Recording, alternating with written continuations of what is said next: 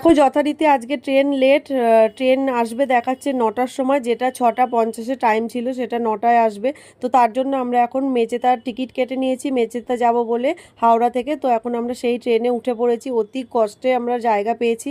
আমরা মেয়েরা মিলে লেডিসে উঠেছি তাই জায়গা পেয়েছে, ছেলেরা নর্মাল জেনারেলে উঠেছে। তো চলো দেখা যাক মেচেদা কখন পৌঁছায়, তারপর ওখান 20টা স্টেশন পার করে এখন মেচেদাতে এসে নেমেছি। এবার এখানে খাওয়া দাওয়া করে আবার বাসে করে যাবো দীঘা। মানে দীঘা যেতে যে এতটা খাটনি হবে আমি যদি জানতাম, মানে হাড় গিয়ে শ্বাস পাবো, সত্যি বলছি। মানে অবস্থা পুরো খারাপ হয়ে গেছে। দীঘার ট্রেন এসে গেছে, আমরা পেয়ে গেছি, বাসে আর উঠতে হয়নি। এই তো এইগুলো বোধহয় 82, 83। বাপরে, বাসে কি ভাগ্যে উঠতে হয়নি। তো এখন চলো খুঁজে নি। ওরে বাবা রে,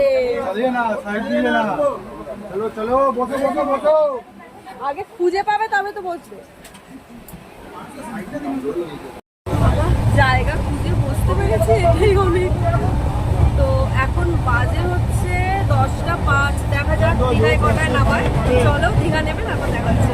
দীঘায় নেমে পড়েছি, এই যে মন্দিরের চূড়া দেখা যাচ্ছে এখান থেকেই। ট্রেনটা লেট করতে করতে, যে ট্রেনটা 10:30টায় আসার কথা সেই ট্রেনটা নামালো 1টার সময়। মানে এত পরিমাণে লেট হচ্ছে যে মানে কি বলবো, প্রচুর লেট করছে, প্রচুর। টাকাটা বললো। তো চলো এবার হোটেলে যাই, গিয়ে তারপরে হ্যাঁ দেখেছি তো। চলো চলো দাদাই চলো।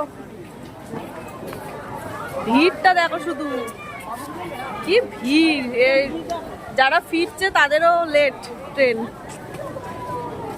চলো মিমি, গরমে খারাপ অবস্থা, কি ভাগ্যে বৃষ্টিটা হয়নি তাই। চলো চলে এসেছি, এখন মোটামুটি বেজে গেছে 1:30টা। দেখিয়েছে হোটেলটা, এই যে দিয়া লজ। এই হচ্ছে আমাদের হোটেল দিয়া লজ, এই যে। তো চলো গিয়ে তারপর রুমগুলো দেখ। তো আমরা চলে এসেছি, প্রীতমরা আর একটা টোটো করে আসছে, কারণ যেহেতু আমরা 12 জন মিলে এসেছি, বড় একটা গ্যাং, অনেক ক্লান্তি সত্যি। ট্রেনটা বিশাল ভুগিয়েছে, বিশাল। তো চলো এখন যাব স্নান করতে, রেডি হয়ে আবার।